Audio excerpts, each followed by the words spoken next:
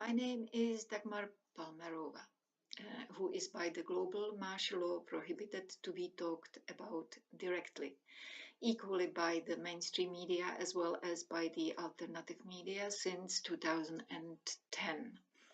I will repeat again that circa 35 years ago, in order to get to Australia for utterly private reasons, I had to trespass the law of two countries which did not escape attention to the intelligence. I dealt with it according to the level of being I was at the time, and eventually a covered video of my intimate contact with the Czech counterintelligence officer was then made without my knowledge. We are talking about the Cold War era, a paranoid time which unbelievably has not changed to this day. We became friends, but I refused to sign a document which would state that I was a spy or a collaborator. As far as I'm concerned, such charge would not reflect the truth. On the Australian side, I was never officially contacted, but retrospectively, I agree that I must have been under the surveillance all those years, which means that someone up there must have known that I'm not a spy nor a terrorist. I became involved in the esoteric studies in Sydney, and by following the steps of the psychological schools, I had experienced certain cosmic phenomena, some of which were described in old scriptures. So I became certain that our ancestors were highly knowledgeable spiritual beings who passed to us the mysteries of creation. I told about it to my colleagues and friends, so they were known to the alphabet. I actually remember thinking that everybody should know because it clearly verified the existence of the central creator of the universe and the truth of the scriptures like the Bible, Quran, Kabbalah, or Indian Vedas. I was told to keep it for myself, but it certainly gave me the understanding that all our hatred based on religious differences is one of the biggest examples of our deep sleep and is totally unnecessary in the 21st century. Years later, when my close interest in vaccinations brought me to the possible pre-planned pandemic issues, I was also alerted to the geoengineering in the atmosphere and to the military experiments with electromagnetic fields of the Earth. I was searching and searching, could not stop. At the time, I was even sitting outside in the park using the internet connections of the neighboring area. It did not occur to me that it could be considered illegal. It was a normal practice, otherwise, I would not have known. I'm technically illiterate. And I was just browsing the internet, not downloading any films or high volume applications.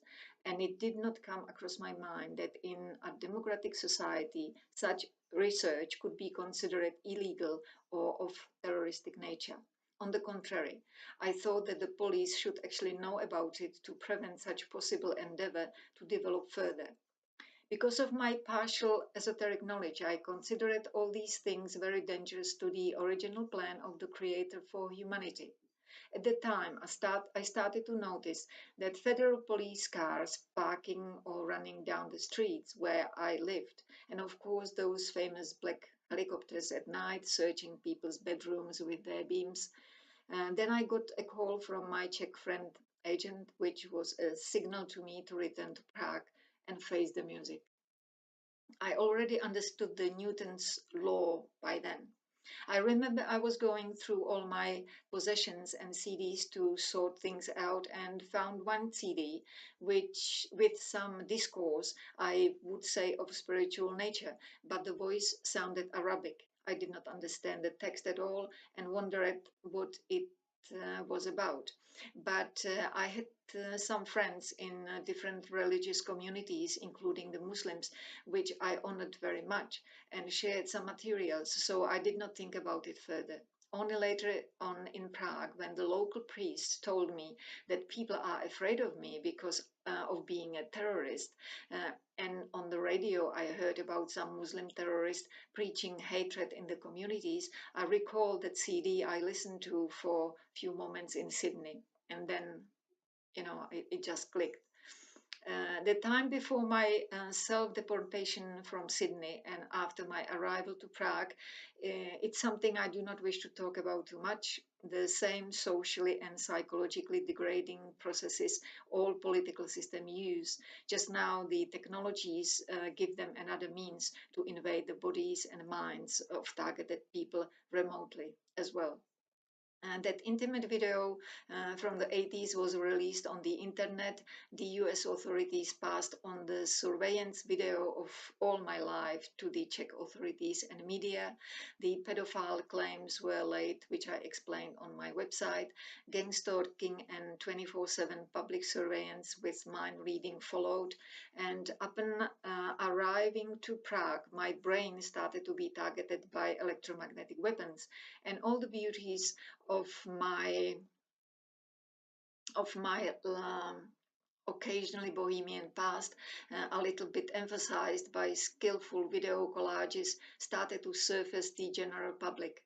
Later on, when my scientific materials collected from the internet in Sydney were released by WikiLeaks, I believe, around that time the sex mafia business developed in Prague.